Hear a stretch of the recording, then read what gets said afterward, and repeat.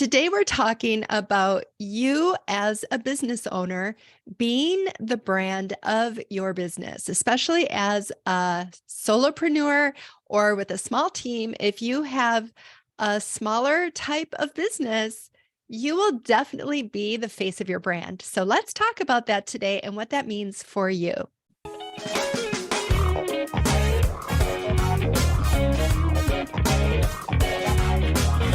I'm Jen Argue, and I have been leading masterminds for the past 5 years for 6- and 7-figure entrepreneurs. And I would love to help you start your own mastermind as well, so that you can create a really big impact with those around you and work a lot less and make a lot more at the same time.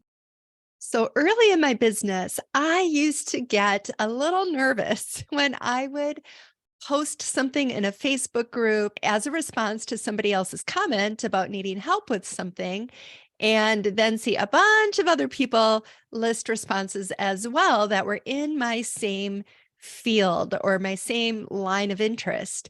And I used to feel a little insecure about that and wonder, is there room for me if all these other people are doing the same thing?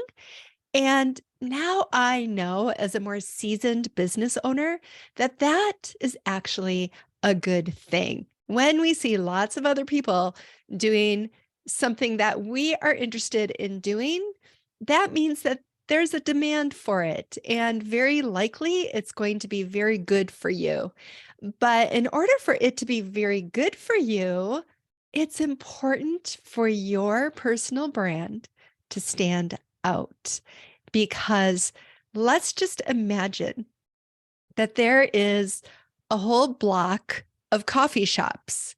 And we know when you go to certain areas, similar type of businesses tend to group together, right? Like maybe coffee shops, maybe automobile repair shops, sometimes gas stations or boutiques or ice cream shops.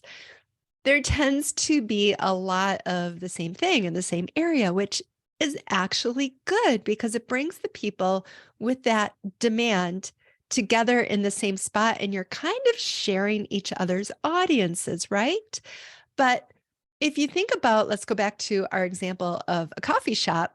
Each coffee shop is a little bit different, and most likely they want to be a little bit different, right? To stand out from the crowd.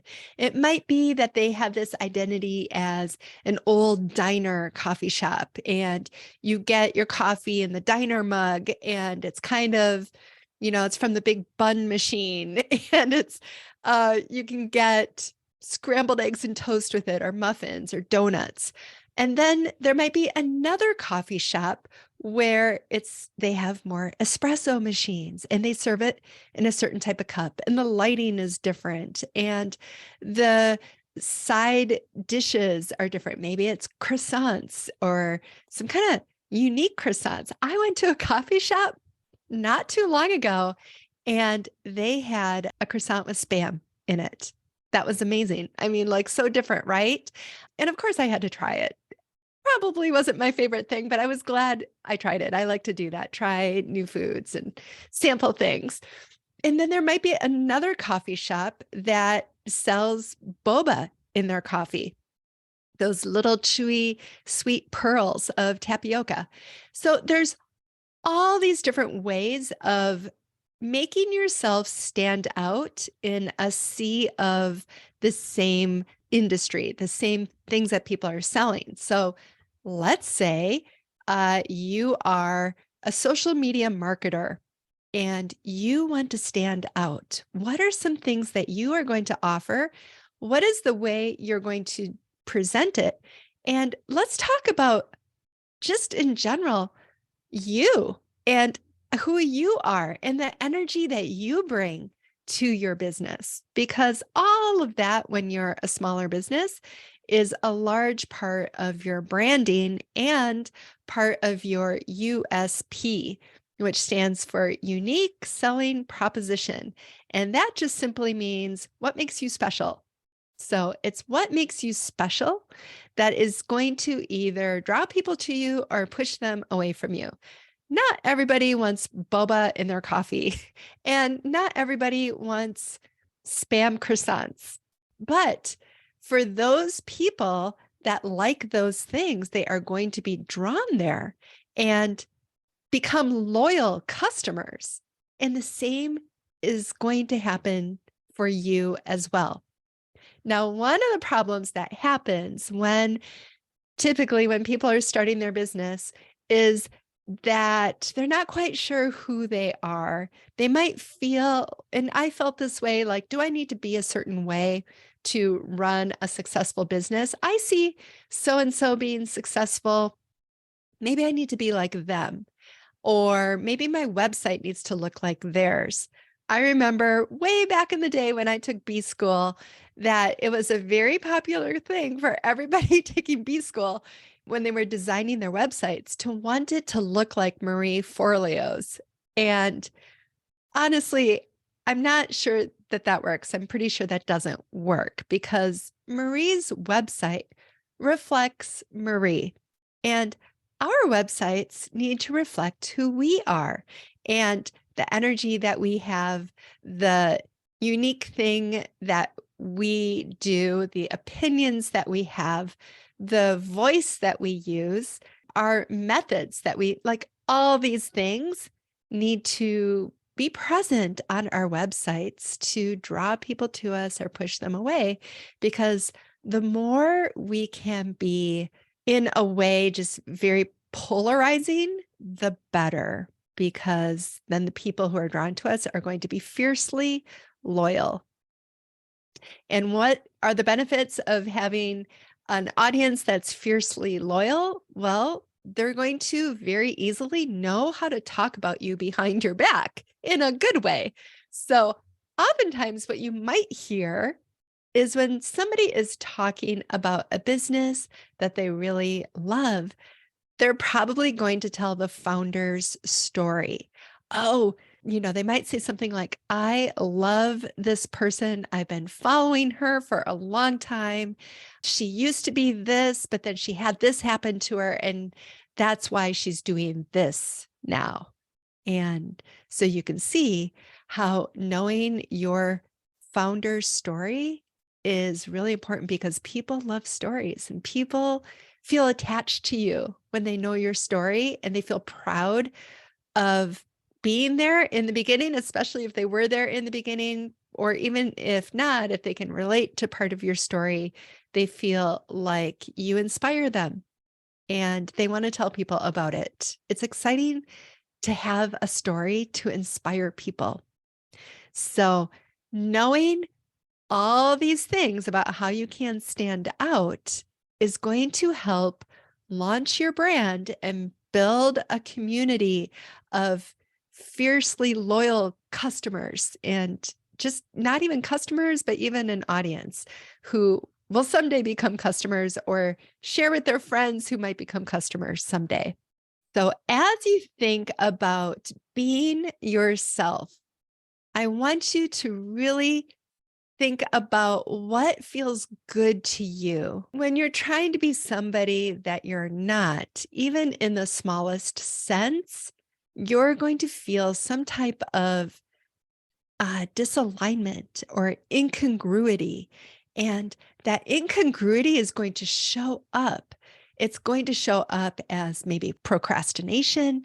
Maybe it'll show up in people not being able to feel the energy behind what you're putting out, whether it's a marketing piece or whether it's your speaking or you're connecting, or even just meeting with them in a one-on-one. People can sense that. And so being yourself, 100% yourself, is what is most important. That alignment is going to propel you forward. And you might be having these thoughts. What if people don't like me? What if I turn more people away? What if my business tanks because who I am is not going to attract people? But that is rarely the case. Rarely. If you think about all the people that you admire, just think about them for a second. Pick about 3 people in your mind who you admire. What do you notice about, number one, their energy? And what do you notice about the way their personality is? Now, you might notice that their energy is usually one of service, right? They want to help, they want to make a difference, but their personality, the way they present that, can be completely different.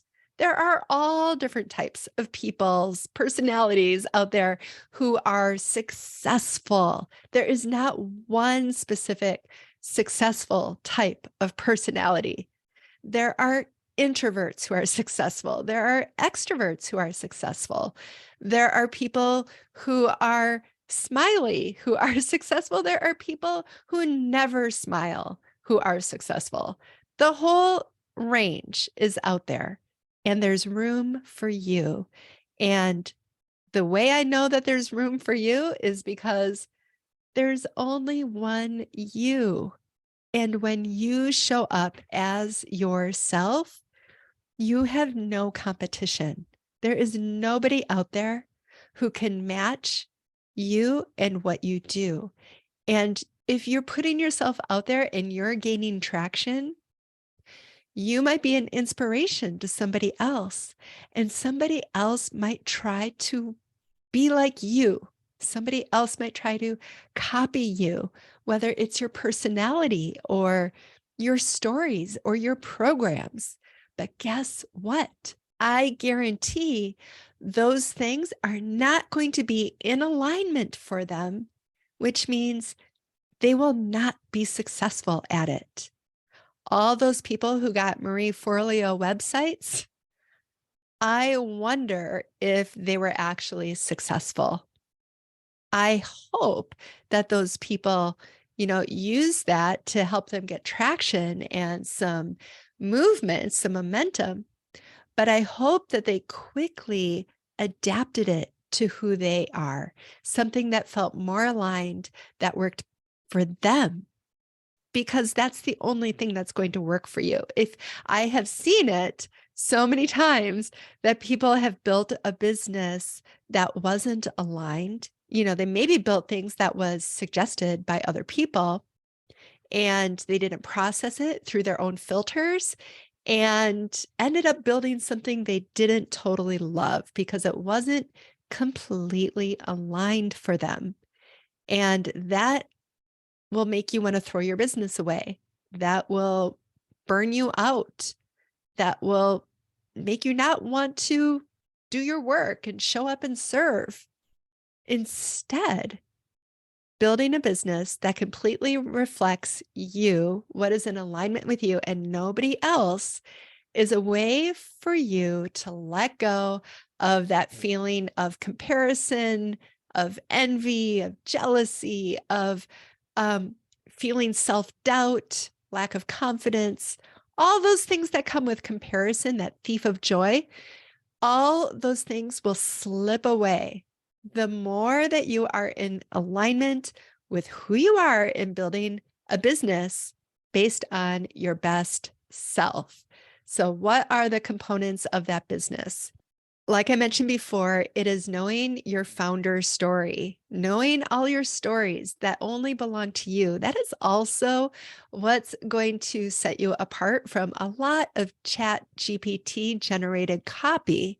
So they don't have your stories, only you do. And that's what's going to make you stand out these days, is telling your stories.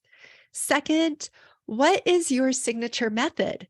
What is something that only you deliver in the way that you deliver it, and you get people great success for it? What is that thing that you are an expert at? Be the expert. Be the best at what you do. That will set you apart from all the others. Just embracing your personality, however that is. If you're quiet, if you're chatty, if you're colorful, if you're neutrals, whatever. If you're quiet, if you're loud, whatever it is, embrace yourself and your personality and show up fully, always, as yourself. Another thing you can do is share your opinions. You have stories, you also have opinions, and your opinions will hopefully connect with people, but also be polarizing with people. You need both. Just to be always polarizing is kind of exhausting, frankly. And only being connecting or relatable is kind of boring. So having a little bit of both is important in your brand. When you talk about things that are important to you, the things that you would die on a hill for, and the things that are super relatable, just having opinions about things and sharing them. A lot of times people wonder, like, I don't know what content to put out there. Just start talking about your opinions about things. You don't even have to talk about specifically your opinions about your product and your services, but talk about other things happening. And that is going to catch people's attention and draw them in or push them away, but both are good. So talking about your opinions really helps you to stand out as well. I hope these things that I shared with you today encourage you and inspire and even challenge you to grasp who you are, to do a deep dive on who you are and what your brand is, what your stories are, your opinions, your signature products and methods and frameworks, and your why, your founder story, what's driving you. I hope that you can identify what all those things are to encourage you to let go of any feeling of competition that you have, or any feelings of not being worthy, having that self-doubt, being jealous or envious of others the more you scroll on social media. Being grounded in these things is going to let all of that slip away, and it's going to give you peace about running your business in a very aligned way that you will love and that will bring transformation to other people's lives, because you are so focused and you are so on fire because you are so aligned. So if you have been moved by this talk today, please let me know. I would love to know what stood out to you, what you're going to focus on diving deep into, and how you are going to make that change to stand out and be the best you. Thanks so much for watching. If you found value in this, please subscribe to my channel and share it with a friend.